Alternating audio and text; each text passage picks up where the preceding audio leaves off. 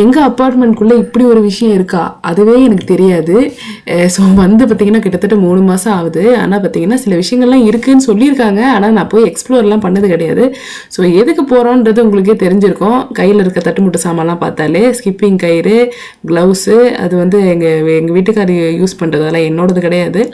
So பொண்ணையும் கூட்டிகிட்டு நம்ம வந்து எங்கே போகிறோம்னு பார்த்தீங்கன்னா எங்கள் அப்பார்ட்மெண்ட் உள்ள இருக்கிற ஒரு ஜிம்முக்கு போகிறோம். ஜிம் வந்து ஃப்ரீ கிடையாது. ஆக்சுவலி நாங்கள் வாங்கின வீடு ஒரு ஓன் ஹவுஸ் இருக்குன்னு சொன்ன பார்த்தீங்கன்னா அங்கே பார்த்தீங்கன்னா ஃப்ரீ.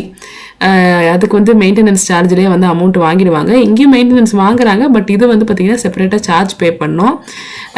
மந்த்லி பார்த்தீங்கன்னா 350 ருபீஸ் கட்டணும். 2 பேர் நீங்கள் சேர்ந்தீங்கன்னா 500 ருபீஸு. ஸோ அதுதான் போய் பார்க்கலாம். நம்ம வந்து இப்போ சேரணும்னு நினச்சி தான் போனோம். இதுதான் பார்த்தீங்கன்னா க்ளப் ஹவுஸு. இங்கே பார்த்தீங்கன்னா இந்த ஜிம் இருக்குது. அதுவும் இல்லாமல் பார்த்தீங்கன்னா இண்டோர் ஆக்டிவிட்டீஸ்னு சொல்லி ஒன்று இருக்குது. அந்த இண்டோர் ஆக்டிவிட்டீஸ் எப்பவுமே க்ளோஸ் ஆகி தான் இருக்குது.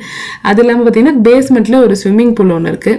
ஸோ அதுவும் பார்த்தீங்கன்னா க்ளோஸ் ஆகி தான் இருக்குது. அது சம்மர் தான் ஓப்பன் பண்ணுவாங்களாம். ஸோ 3வது மாடியில் பார்ட்டி ஹால் இருக்குது. நமக்கு வேணும்னா பே பண்ணிவிட்டு யூஸ் பண்ணிக்கலாம் அப்படின்ற மாதிரி சொல்லியிருந்தாங்க. ஸோ ஜிம்முக்கு தான் போகலாம், போயிட்டு நம்மளால் எக்ஸசைஸ் பண்ண முடியுதான்னு பார்க்கலான்னு சொல்லிட்டு எங்கள் வீட்டுக்காருக்கு ஜிம் போய் ப்ராக்டிஸ் இருக்குது. பட் எனக்கு பார்த்தீங்கன்னா சுத்தமாக கிடையாது. வீட்டில் எக்ஸசைஸ் பண்ணுவேன், அவ்வளோதான்.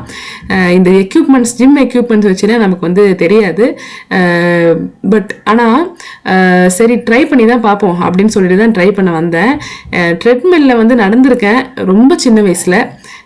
அதை எப்படி ஆப்ரேட் பண்ணணும்னு தெரியாது. அதுவும் அது வந்து மேனுவல் மிஷின், இந்த மாதிரி எலக்ட்ரிக் மிஷின்லாம் கிடையாது. ஸோ அங்கே போய் ரெஜிஸ்டர்லாம் பேர்லாம் எழுதிட்டு நம்ம வந்து எக்ஸசைஸ் பண்ண ஆரம்பிக்கலான்னு சொல்லிட்டு எப்படி பண்ணணும் அதெல்லாம் வந்து பார்த்து வச்சுக்கிட்டேன். ஃபஸ்ட்டு வந்து இந்த சைக்கிளிங் தான் பண்ணேங்க.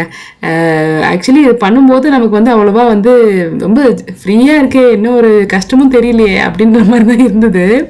ஆனால் அந்த ஜிம் போயிட்டு அடுத்த நாள் பார்த்தீங்கன்னா ஐயோ இனிமேல் இங்கெல்லாம் போகவே கூடாது அப்படின்ற அளவுக்கு எனக்கு வாழ்க்கையை வெறுத்துட்டேன். அது பார்ட் பை பார்ட்டாக வலிக்குது. காலுக்கு மட்டும்தான் ஆக்சுவலி எக்ஸசைஸ் பண்ணேன் நான். ஆனால் அது காஃப் மசில் எல்லாம் அந்த தொடை கால்லாம் நடக்கவே முடியல, அப்படி ஒரு வலி.